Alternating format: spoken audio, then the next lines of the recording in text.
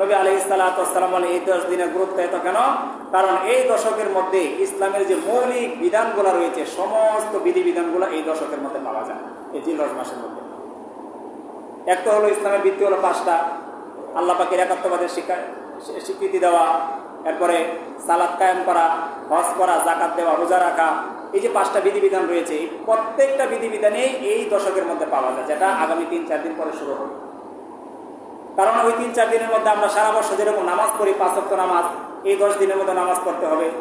বছরের অন্য সময় যেরকম আমরা রোজা রাখি, এই 10 দিনের প্রথম 9 দিন রোজা রাখা যায়। এরকমভাবে কারোর জাকাত ফরজ হলে জাকাত দেওয়া যায়, আবার কারো উপরে যে হজ ফরজ হয়ে থাকে তাহলে এই জিলহজ মাসের 10 তারিখে হজ করা হয়। সুতরাং সমস্ত ইসলামের যে বিধিবিধান, মৌলিক যে বিধিবিধানগুলো রয়েছে এই দশকের মধ্যে আল্লাহ তাআলা সবগুলাকে একত্র করে দিয়েছেন। সুতরাং এটা হলো 4র্থ নম্বর কারণ এই দশকের এত গুরুত্বপূর্ণ হয়ে যাওয়ার জন্য। এই জন্য মোহতারাম হাজরিন, এই যে জিলহজ মাসের প্রথম দশকটা আমাদের সামনে আসতেছে, এটা এত গুরুত্বপূর্ণ হওয়ার 4র্থ নম্বর কারণ হলো এই দশকের মধ্যে আল্লাহ তাআলা ইসলামের সমস্ত মৌলিক যে বিধিবিধানগুলো রয়েছে এগুলোর সমষ্টি ঘটিয়েছেন। 5ম নম্বরে এই দশকের এত গুরুত্ব কেন? কারণ নবী আলাইহিস সালাতু ওয়াস সালাম বলেছেন এই দশকের মধ্যে বেশি বেশি আল্লাহ পাকের জিকিরের আমল হয়, আল্লাহ পাকের জিকিরের আমল হয়। এই যে হাজী সাহেব আমরা যাচ্ছে, হজের মাস তো এখনো আসে নাই, কিন্তু এই যে 1 মাস ধরে হজের ফ্লাইট শুরু হয়েছে, সবাই কিন্তু তালবিয়া পাঠ করতে করতে যাচ্ছে, আল্লাহু আকবার, আল্লাহু আকবার, লা ইলাহা ইল্লাল্লাহু, আল্লাহু আকবার, আল্লাহু আকবার, ওয়ালিল্লাহিল হামদ। এরপর আবার আরেকটা আমল শুরু হবে 9 তারিখের ফজর থেকে 13 তারিখের আসর পর্যন্ত। প্রত্যেক ফরজ নামাজের পরে প্রত্যেক বালেগ পুরুষ, প্রত্যেক বালেগা নারীর উপরে এই ফরজ নামাজ সালাম ফিরানোর পরে কি এটা আওয়াজ করে পুরুষরা বলা এবং মহিলারা আস্তে আস্তে বলা ওয়াজিব করে দিয়েছেন আল্লাহ তাআলা। অর্থাৎ এই দশকের মধ্যে আল্লাহ পাকের জিকির আজকে বেশি পরিমাণে করা হয়। এই জন্য আল্লাহ তাআলা বলে দিয়েছেন ওয়াইজকুরুল্লাহি ফি আইয়ামিন মা'লুমাত, যে নির্দিষ্ট কিছু দিনের মধ্যে তোমরা আল্লাহ পাকের জিকির করো।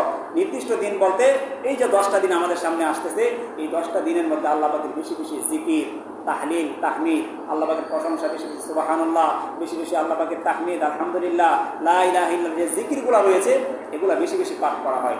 সুতরাং এই দশকের গুরুত্বটা এই জিকির আজকারের কারণে আল্লাহ তাআলা অনেক বেশি বাড়িয়ে দিয়েছেন। সুবহানাল্লাহ। 6ষ্ঠ নম্বর হলো এই দশকের এত গুরুত্ব হওয়ার কারণ হলো কারণ নবী আলাইহিস সালাতু ওয়াস সালাম বলেছেন যে সারা বছরের মধ্যে সবচাইতে শ্রেষ্ঠ দিনটা পাওয়া যায় এই দশকের মধ্যে। 365 দিনের মধ্যে রাতের মধ্যে যেরকম সবচেয়ে উত্তম রাত হলো লাইলাতুল কদরের রাত, ঠিক তদ্রুপভাবে 365টা দিনের মধ্যে সবচেয়ে উত্তম দিন হলো আরাফাতের দিন, যেদিন হাজী সাহেব আমরা কোথায় অবস্থান করেন? আরাফাতের ময়দানে অবস্থান করেন। এই আরাফাতের দিনের ফজিলতের কারণে আরাফাতের দিনটা আল্লাহ তাআলা এই শেষ দশকের মধ্যে রেখেছে। একটু করে আমরা আলোচনা করবো আরাফাতের দিনের বিশেষ বিশেষ 5টা ফজিলত রয়েছে যেটা সামনে আসতেছে।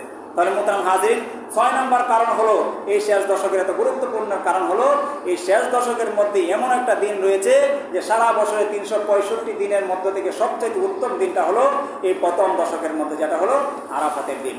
ঠিক তদ্রুপভাবে 7 নম্বর কারণ হলো এই দশকের মধ্যে রয়েছে সবচাইতে ইসলামের গুরুত্বপূর্ণ একটা বিধান, হজ।